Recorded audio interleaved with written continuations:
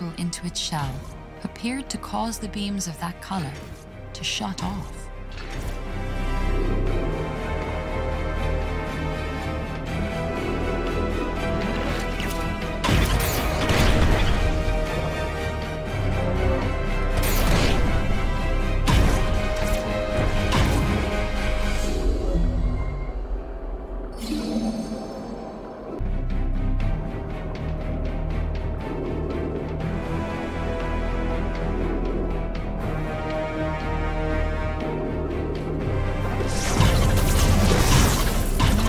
Sorry for having to scare the turtles, but it was the only way to help them escape from the machine.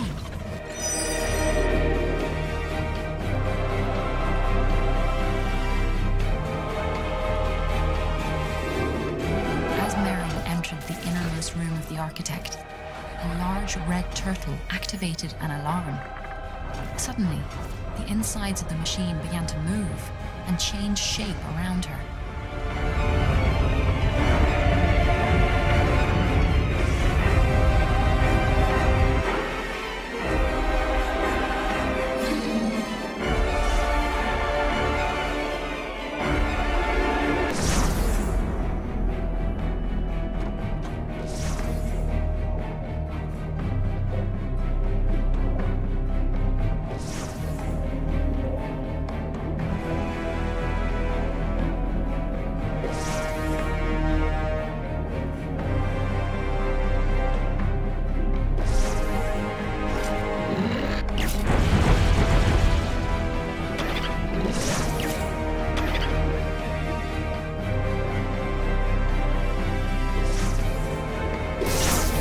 Turtles hiding in their shells could now be moved safely around. Merrin was careful not to hurt them. After all, this was for their benefit, as well as her own.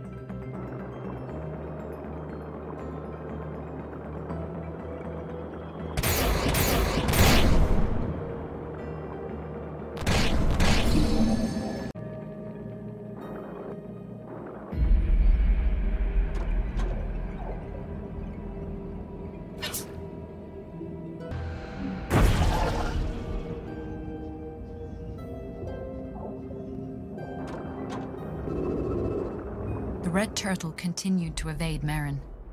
She wondered if she could trick him into taking a more dangerous path.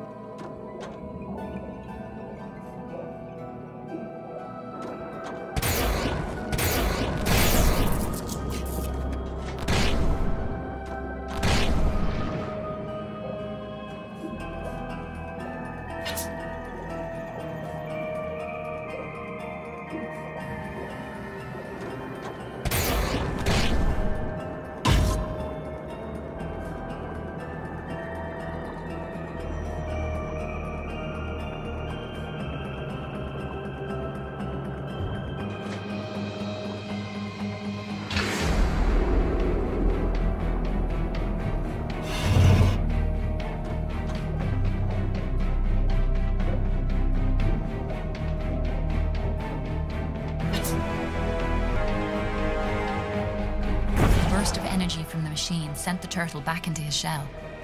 But a piece had broken away.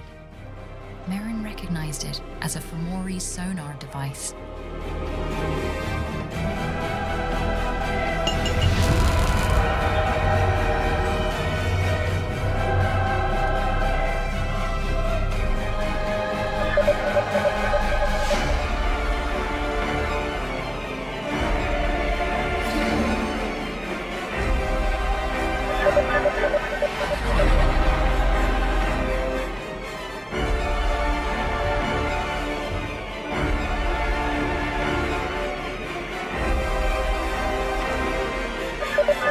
The submarine shot out a burst of pure sonic energy, shaking the architect and scattering broken glass in all directions. This new power might be Merrin's one opportunity to escape.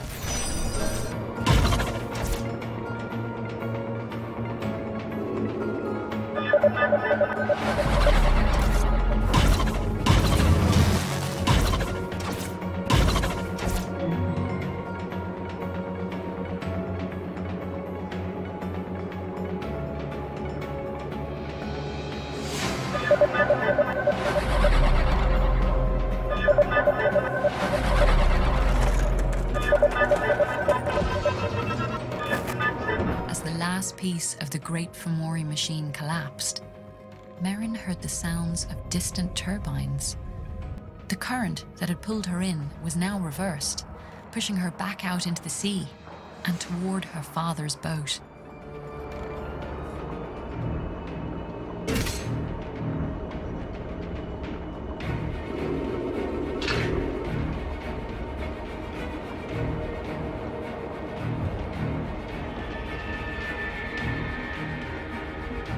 Enormous red tentacles grabbed her submarine, cracking its hull and crushing its propeller.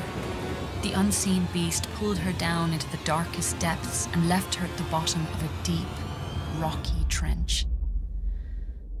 Her submarine broken, Merrin sat helplessly at the bottom of the sea. She opened her father's journal. On the last page, he had written a note to her. Her hands trembled as she read it. My dearest Merrin, I now realize I may never see you again, and I feel that I have failed you. I'm sorry for all the times you went hungry. I'm sorry I could not buy you pretty dresses and paints and books of your own. I wish I could have given you a happier life. Please know that I love you more than all the world. Merrin put down the journal, and her eyes blurred with tears. She didn't want pretty dresses or paints. She had a happy life, and she just wanted it back. For the first time since her journey began, Merrin had lost hope. She felt the slow, dull realization that her father was truly gone. She watched as the water seeped in through the cracks in the submarine's hull. She could no longer will herself to go on. As the cold water slowly rose up around her, there was a tapping sound from above, and the hatch creaked open. It was Swish. He gently picked Merrin up and pulled her out of the trench.